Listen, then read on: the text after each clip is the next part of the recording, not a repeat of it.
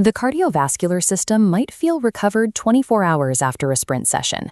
Resting heart rate drops and the central nervous system signals readiness. But underneath the skin, muscle fibers and tendon collagen are still actively repairing structural microdamage caused by intense mechanical shearing force. Sports medicine often prescribes training load based on these systemic metrics. If heart rate variability and perceived exertion look good, the body is cleared for another heavy session, treating the human form as a single, uniform monolith. A 2024 paper by Gabbett and Eric Oetter demonstrates that because different tissues possess distinct biological load sensitivities, applying a generalized training stimulus almost guarantees that a practitioner is loading one tissue effectively while severely underloading or overloading another. To optimize performance and rehabilitation, practitioners must stop programming for the system as a whole and begin engineering training loads around the distinct, conflicting refractory periods of individual tissues. This chart maps the normal time course of recovery for specific tissues. It plots the biological recovery matrix, scattering different tissues across 3 distinct axes: the volume of the training stimulus, the intensity of the contraction, and the required recovery duration. Looking at the bottom right quadrant, cartilage is resilient to continuous volume.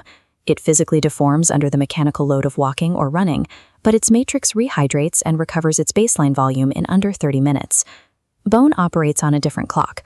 Osteoblasts lose 95% of their mechanosensitivity after just 20 repetitive loading cycles. High-volume running does not build bone density continuously. The cells simply stop registering the stimulus.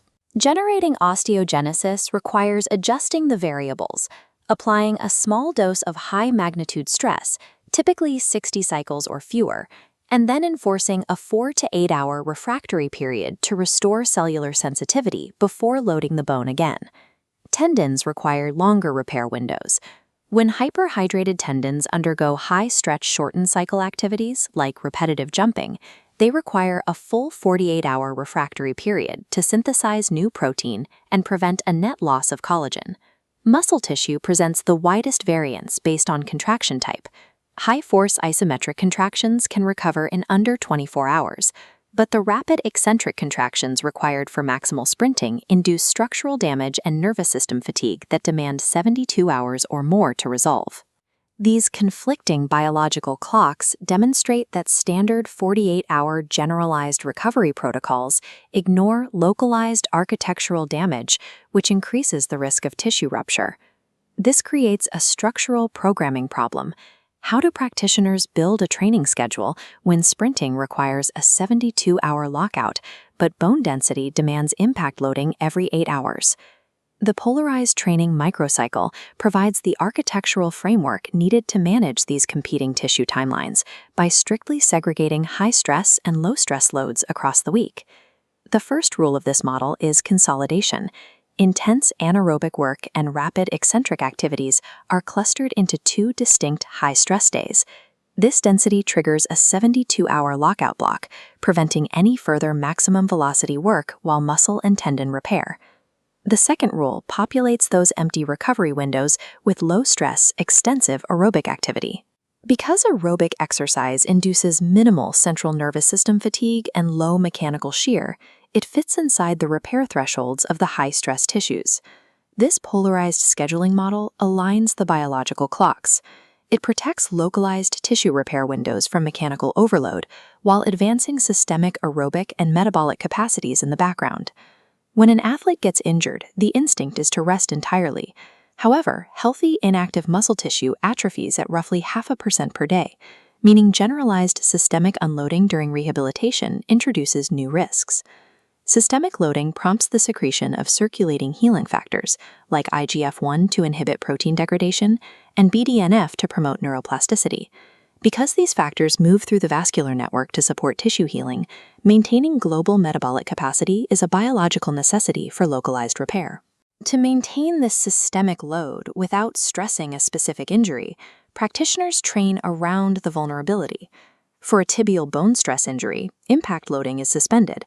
Instead, blood flow restriction training drives localized muscle fiber growth and metabolic stress while shielding the skeletal structure from mechanical impact. For a hamstring strain, the variable shift. Rapid eccentric loads are suspended and replaced by short to long isometric exercises. The injured muscle fibers are shielded from rapid stretching, while the adjacent connective tissue and tendon safely absorb the static isometric tension to maintain load capacity. Precision variable manipulation allows rehabilitation to progress without stressing the localized pathology. By isolating joint angles and contraction types, practitioners maintain global load capacity and the strength of healthy tissues. Decoupling recovery requires closed-loop monitoring to verify the exact load and biological response. It begins measuring external load using inertial sensors to estimate ground reaction forces. Then it verifies internal load and physical readiness, using electromyography for muscle fatigue and ultrasound for tendon structural changes. This objective data is cross-referenced against subjective athlete well-being. A localized report of focal tenderness or resting pain serves as a clinical indicator for underlying tissue strain, signaling a specific refractory period was breached. Managing tissue stress depends on a continuous, mathematically precise negotiation between conflicting biological timelines, a calculation that protects the cellular foundation while maximizing human performance.